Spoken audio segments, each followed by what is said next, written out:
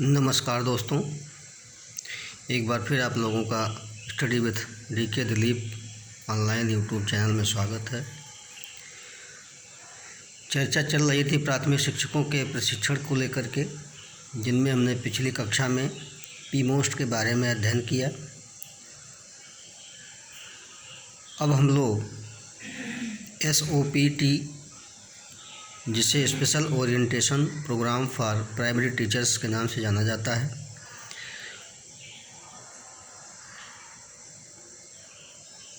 और यह केवल प्राथमिक शिक्षकों के लिए ही यह कार्यक्रम था। इसके पहले हमने जो पीमोस्ट पढ़ा वह प्राथमिक शिक्षकों और माध्यमिक शिक्षकों के लिए प्रशिक्षण की बात कही गई। अब इसमें इस प्रशिक्षण कार्यक्रम या इस अनुस्थापन कार्यक्रम को लाने का रीज़न क्या था। जो भी उद्देश्य निर्धारित किए जा रहे थे, चाहे वह ऑपरेशन ब्लैक बोर्ड के तहत हो, चाहे वह BEP के द्वारा हो, चाहे वह पीमोस्ट के द्वारा हो, उन उद्देश्यों की प्राप्ति नहीं हो पा रही थी। या यूँ कहें कि जो भी सामग्रियाँ थीं उनका समुचित उपयोग नहीं किया जा पा रहा था, और क्रियाकलाप जो शिक्षण की बात थी या चाइल्ड सेंटर या छात्र केंद्रित अधिगम को बनाने की बात कही गई थी, तो उन उद्देश्यों की प्राप्ति करने में कहीं न कहीं बाधाएं आ रही थीं। उन्हीं उद्देश्यों को पूर्ण करने के लिए या SOPT प्राथमिक शिक्षा का विशेष अनुस्थापन कार्यक्रम लाया गया, और यह योजना संपूर्ण देश में वर्ष 1993-94 से प्रशिक्षण कार्यक्रम आयोजित किए गए, जिनका हर साल 4.5 लाख प्राथमिक अध्यापकों को प्रशिक्षित करने का लक्ष्य लेकर के शुरू किया गया था कि हर साल जो है 4.5 लाख प्राथमिक अध्यापकों को प्रशिक्षित किया जाएगा। तो आइए देखते हैं कि इसका संचालन किसके द्वारा किया गया। हमने पीमोस्ट में देखा कि NCERT के द्वारा संचालित किया गया शिक्षा नीति की योजनाओं को ध्यान में रखते हुए, और यहाँ पर हम देखते हैं कि HRD मिनिस्ट्री जो मानव संसाधन विकास मंत्रालय के अंतर्गत यह योजना चलाई गई। तो एक चीज़ जो ये निकल के आ रही है कि SOPT जो है मानव संसाधन विकास मंत्रालय के अंतर्गत चलाया गया, या यूँ कहें कि इसके द्वारा ही प्रायोजित एक योजना थी, और इसके सहयोग के लिए NCERT की जो शैक्षणिक संस्थान थे और इनके क्रियान्वयन, संगठन, प्रबंधन का जो भी उत्तरदायित्व इन सबको सौंपा गया था, उनमें अध्यापक शिक्षा और विशेष शिक्षा विभाग, जो अध्यापक शिक्षा है वो आगे चलकर NCTE 1995 में बन जाता है, जो अध्यापकों के प्रशिक्षण की बात या उनके अनुसंधान की बात करता है। इनके साथ साथ में जो क्षेत्रीय शिक्षा महाविद्यालय थे, अजमेर, भोपाल, भुवनेश्वर, मैसूर, इसके अलावा शिलांग में भी क्षेत्रीय शिक्षा महाविद्यालय स्थापित हुए हैं। इस प्रकार जो 5 शिक्षा महाविद्यालय थे क्षेत्रीय, उनका भी सहयोग लिया गया, और साथ में केंद्रीय शैक्षिक प्रौद्योगिकी संस्थान भी था। तो इस प्रकार हम देखते हैं कि यह एक सुनियोजित प्रायोजित कार्यक्रम था, जो प्राथमिक शिक्षा का विशेष प्रशिक्षण की या उनके उद्देश्यों को पूरा करने के लिए किया गया था। तो आइए जानते हैं, इसका हम सामान्य परिचय पहले देख लेते हैं कि इसका क्या सामान्य परिचय था, किसने लागू किया। तो सबसे पहला यह है कि यह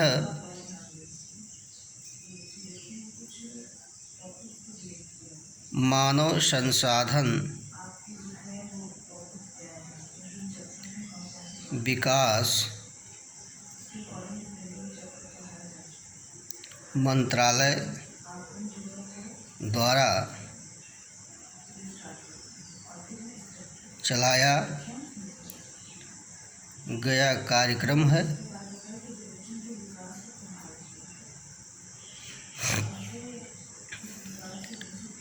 इस योजना को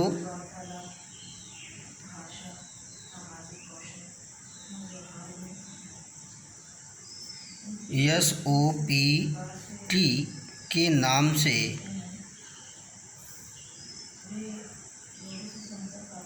जाना जाता है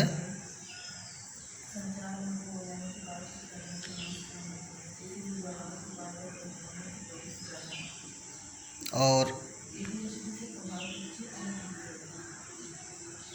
यह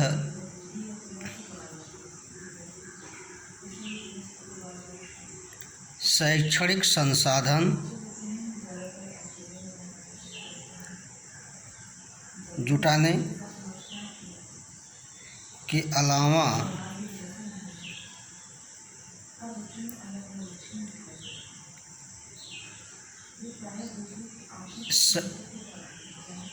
संगठन,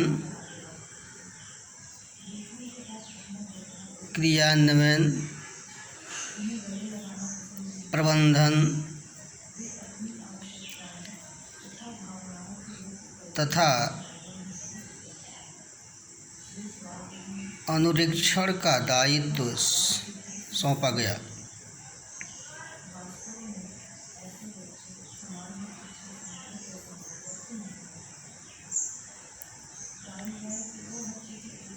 और इसके लिए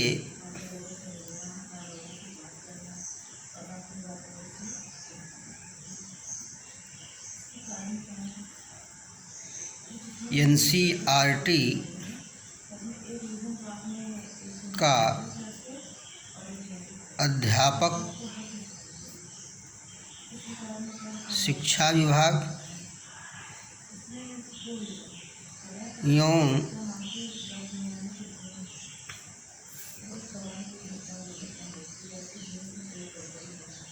विशेष शिक्षा विभाग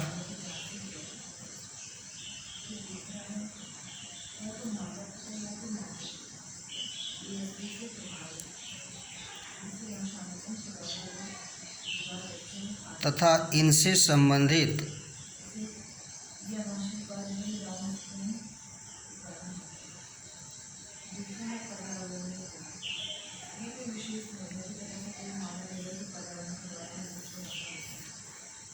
जो विभाग थे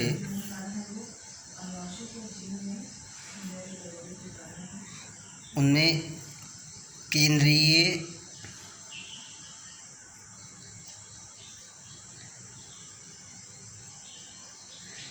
शैक्षिक प्रौद्योगिकी संस्थान,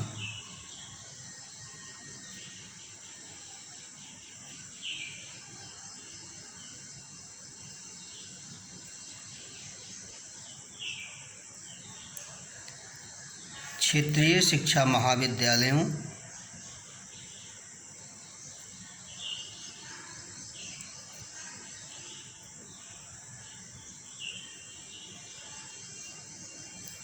जिनमें अजमेर,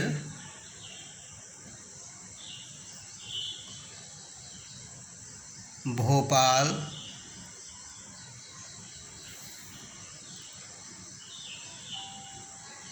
भुवनेश्वर,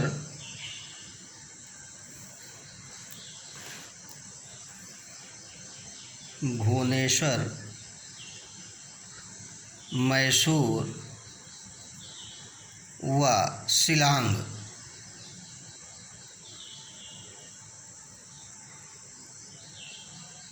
के क्षेत्रीय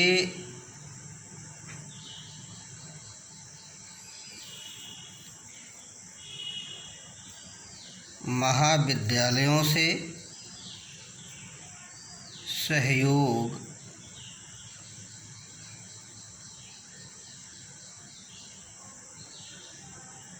लेकर इस कार्यक्रम का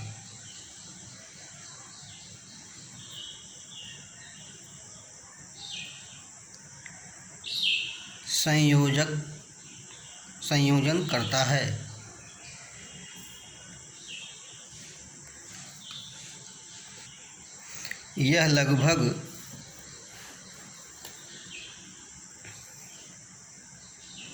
यह संपूर्ण देश में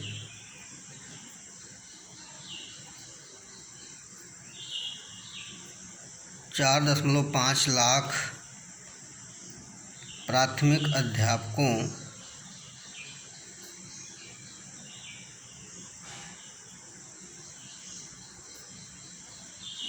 को प्रशिक्षित करने का लक्ष्य बनाकर प्रारंभ किया गया। तो इस प्रकार हम देख रहे हैं कि ये जो कार्यक्रम था वह 4.5 लाख प्रति वर्ष बच्चों को जो है प्राथमिक शिक्षकों को प्रशिक्षित करने की बात की गई।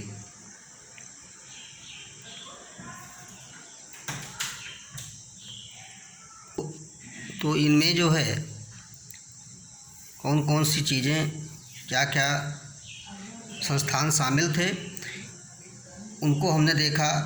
एक बार फिर से हम थोड़ा रिवीजन करते हैं कि यह मानव संसाधन विकास मंत्रालय के द्वारा चलाया गया कार्यक्रम है और इस योजना को SOPT के नाम से जाना जाता है। यह शैक्षणिक संसाधन जुटाने के अलावा संगठन, क्रियान्वयन, प्रबंधन तथा अनुरक्षण का दायित्व सौंपा गया इसे।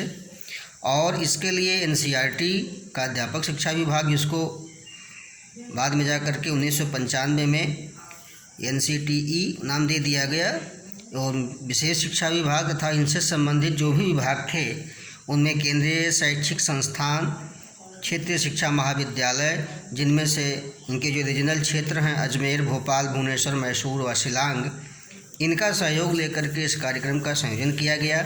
और यह प्रतिवर्ष संपूर्ण देश में 4.5 लाख प्राथमिक अध्यापकों को प्रशिक्षित करने का लक्ष्य बनाकर किया गया था। तो इस प्रकार हम इसको देखते हैं कि इसमें क्या क्या था, कौन कौन से संगठनों या संस्थानों का सहयोग लिया गया। अब हम इसके उद्देश्यों के बारे में चर्चा करते हैं कि इसका उद्देश्य क्या था, इसको चलाने का उद्देश्य क्या है। तो उद्देश्य इनमें हम देखते हैं कि NCERT सन 1991 में की राष्ट्रीय रिपोर्ट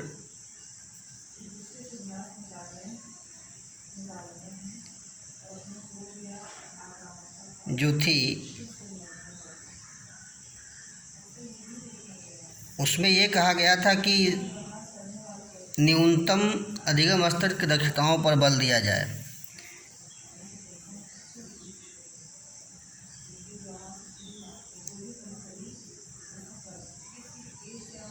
अधिगम स्तर की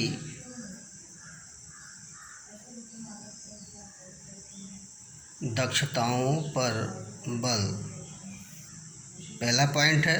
दूसरा पॉइंट है ऑपरेशन ब्लैक बोर्ड के अंतर्गत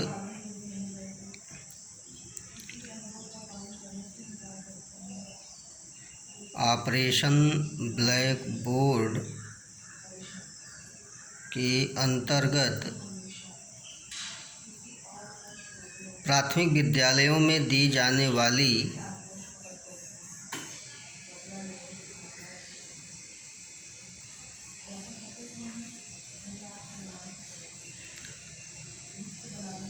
सामग्री का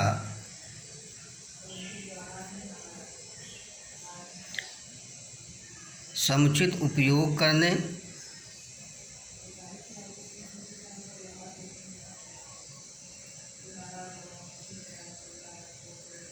की दक्षता का विकास करना।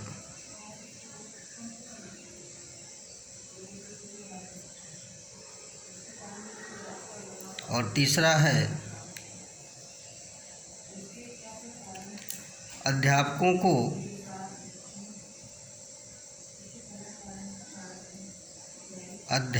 को छात्र छात्राओं को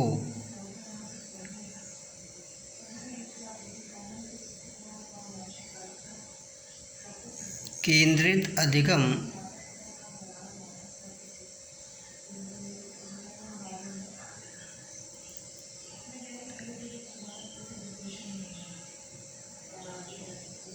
के लिए प्रोत्साहित करना।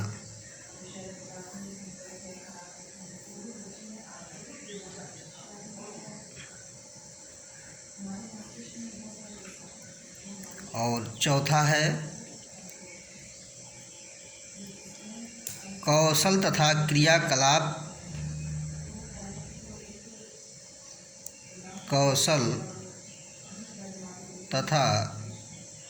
क्रियाकलाप आधारित शिक्षण।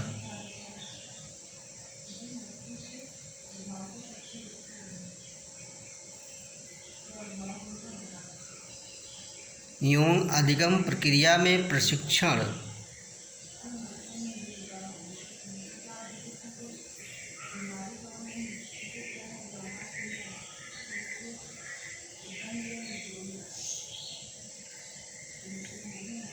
प्रक्रिया को प्रोत्साहित करना। तो ये इसके उद्देश्य थे, जिनमें हम देखते हैं कि एनसीईआरटी द्वारा सन 1991 की राष्ट्रीय रिपोर्ट में चर्चित न्यूनतम अधिगम स्तर की दक्षताओं पर बल दिया गया। जो भी मिनिमम लर्निंग था, मान लीजिए कोई बच्चा किसी विषय में कितना योग्य है, किस कक्षा में कितना योग्य होना चाहिए, उस पे बल देने की बात कही गई। कक्षा 4 का बालक यदि है तो उसे न्यूनतम कितनी मैथ आनी चाहिए, कितना हिंदी आना चाहिए, कितना इंग्लिश आना चाहिए, इन सारी मिनिमम लेवल ऑफ लर्निंग की बात की गई। और जो दूसरा है वह ऑपरेशन ब्लैक बोर्ड के अंतर्गत जो भी सुविधाएं दी जा रही थी, समुचित सामग्रियां दी जा रही थीं, उनका समुचित उपयोग करने में दक्ष बनाने की बात कही। यह बात लगातार दोहराई जा रही है कि समुचित उपयोग करने की बात, जो मिनिमम जो लर्निंग मटेरियल्स हैं उनको सही तरीके से उपयोग कराया जाए। और जो तीसरा है वह है अध्यापकों को छात्र छात्राओं को चाइल्ड सेंट्रल अधिगम कराने के लिए प्रोत्साहित कराया जाए, अर्थात जो अध्यापक हैं उन्हें बच्चों को ध्यान में रख करके अधिगम कराने की बात कही गई। ये बात आपको पी मोस्ट कार्यक्रम में भी देखने को मिल रहा है, चाइल्ड सेंट्रल। और जो अंतिम देखने को मिल रहा है उसमें है कौशल तथा क्रियाकलाप अर्थात स्किल डेवलप्ड और एक्टिव बेस आधारित शिक्षण की बात की गई। और उसके साथ साथ उनमें उनको प्रशिक्षित भी कराया जाए। तो इस तरह से हम देखते हैं कि जो भी पी मोस्ट कार्यक्रम का उद्देश्य था, कहीं न कहीं यह SOPT का भी देखने को मिल रहा है। और इस कार्यक्रम को लाने का उद्देश्य भी यही था कि जो पी मोस्ट था उसमें इन सारे उद्देश्यों की पूर्ति नहीं की जा पाई। तो इस नाते इस कार्यक्रम को फिर से इन्हें इसमें दक्ष बनाने या उन्हें प्रोत्साहित करने या उन्हें कौशल युक्त बनाने के लिए चलाया गया था। अब हम इसके प्रशिक्षण सामग्रियों के बारे में जानते हैं, या इनका क्षेत्र क्या था, इनमें किन किन चीज़ों को शामिल किया गया और कैसे प्राथमिक कार्यक्रम या प्राथमिक शिक्षा कार्यक्रम की गुणवत्ता में सुधार लाने के लिए जो भी टूल्स अपनाए गए, जो भी मॉड्यूल्स अपनाए गए, उनके बारे में चर्चा कर लेते हैं। तो इनमें देखते हैं कि पहला क्या है, ऑपरेशन ब्लैक बोर्ड परियोजना। फिर वही बात दोहराई गई, ऑपरेशन ब्लैक बोर्ड परियोजना को शामिल किया गया। क्यों शामिल किया गया? क्योंकि ऑपरेशन ब्लैक बोर्ड की जो भी बातें थीं वह कहीं न कहीं उचित रूप से प्रयोग या संचालित नहीं हो पा रही थीं। और इस बात को फिर से दोहराया गया कि इन्हें ऑपरेशन ब्लैक बोर्ड के बारे में बताया जाए। अर्थात इन चीज़ों को दोहराया गया ताकि इन लक्ष्यों को और इनमें जो भी सुधार की बात है वो सुधारा जाए। तो कहने का मतलब ये हुआ कि ऑपरेशन ब्लैक बोर्ड परियोजना को लाना इस कार्यक्रम में उन लक्ष्यों की प्राप्ति कराने के लिए किया गया। और इनमें दूसरा है न्यूनतम अधिगम स्तर संकल्पना। न्यूनतम अधिगम स्तर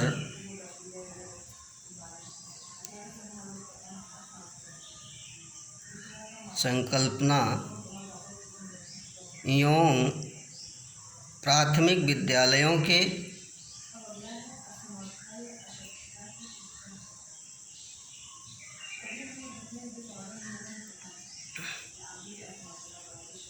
अध्यापकों की भूमिका।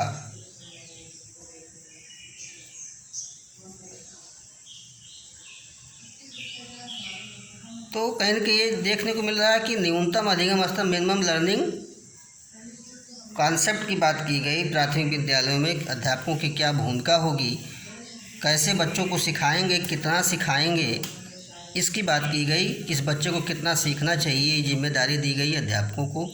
और इनमें जो तीसरा है वह है प्राथमिक स्तर पर व्यापक और सतत मूल्यांकन। प्राथमिक स्तर पर व्यापक और सतत मूल्यांकन, ये सबसे बड़ी बात थी कि लगातार मूल्यांकन किया जाए कि इस बच्चे ने कितना सीखा और एक बृहद स्तर पर इसका मूल्यांकन कराया जाए, जिसमें सन 2009 में कपिल सिब्बल ने भी इस बात को दोहराया था।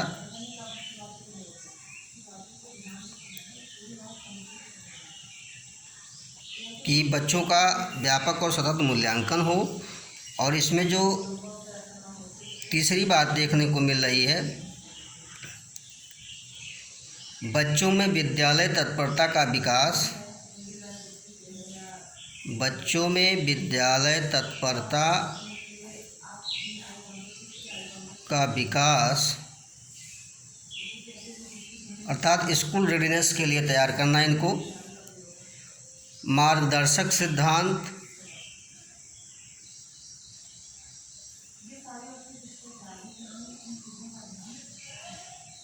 और क्रियाकलाप।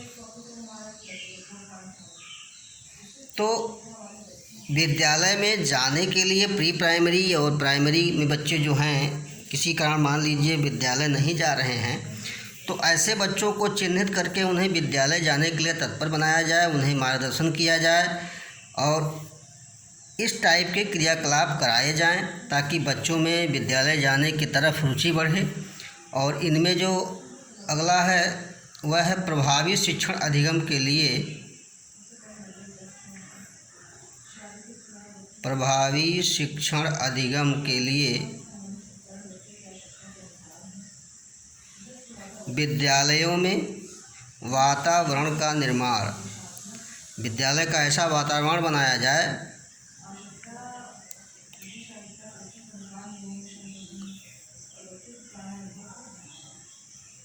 जिससे बच्चों में प्रभावी शिक्षण कराया जा सके। उन्हें खेल के द्वारा, प्रोजेक्ट के द्वारा या विद्यालय प्रांगण को ऐसा बनाया जाए, कक्षाओं को, कमरे को, जो उनके प्रायोगिक सामान हैं उनको, इन सारे चीज़ों को लेकर के चाहे उन्हें शिक्षकों को प्रशिक्षित करने की बात कही गई या टीचिंग लर्निंग मटेरियल को यूज करने की बात कही गई। कुल मिलाकर के किसी न किसी तरीके से इफ़ेक्टिव टीचिंग लर्निंग की बात की गई थी।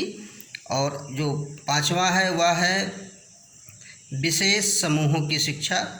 तो विशेष समूहों की शिक्षा में जैसे बालिका शिक्षा की बात ले ली जाए कि इनका एक समूह है, इनके समूहों को जो आवश्यकता वाले हैं उन्हें इसमें रख कर के समूहों में इनको शिक्षा प्रदान की जाए। और अगला है बहुश्रेणी शिक्षा, या इसको हम कह सकते हैं कि बहुश्रेणी शिक्षण, अर्थात अलग अलग कक्षाओं को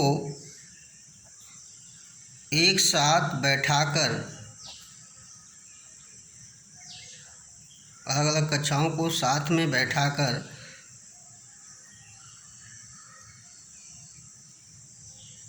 पढ़ाने की बात कही गई।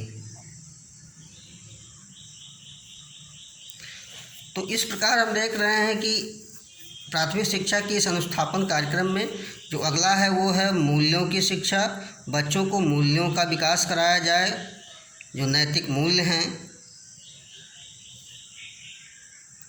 उन्हें बताया जाए, किसके साथ कैसा व्यवहार करना चाहिए, समाज में कैसे रहना चाहिए, इन सारी चीज़ों को जो वैल्यू हैं उन्हें बताया जाए। तो ये जो अनुस्थापन कार्यक्रम था, इसमें प्राथमिक शिक्षा को लेकर के जो भी क्षेत्र रखे गए वह कहीं न कहीं SOPT को या PMOST को जो उद्देश्य बनाए गए थे उनको सफल बनाने के लिए किया गया। इनमें से ऑपरेशन ब्लैक बोर्ड परियोजना की बात दोहराई गई और न्यूनतम अधिगम स्तर की बात की गई। प्राथमिक विद्यालय में अध्यापकों की क्या भूमिका होगी, व्यापक एवं सतत मूल्यांकन की बात कही गई। विद्यालय तत्परता का विकास यानी स्कूल रेडीनेस की बात कही गई। बच्चों को विद्यालय भेजा जाए, उन्हें मार्गदर्शन दिया जाए। प्रभावी शिक्षण अधिगम के लिए वातावरण का बनाने की बात कही गई। विद्यालयों की विशेष जो समूह हैं उनकी शिक्षा की बात की गई और अलग अलग कक्षाओं में पढ़ाने की बात की गई, जिसको बहुश्रेणी शिक्षण कहा गया, और मूल्यों की शिक्षा की बात कही गई।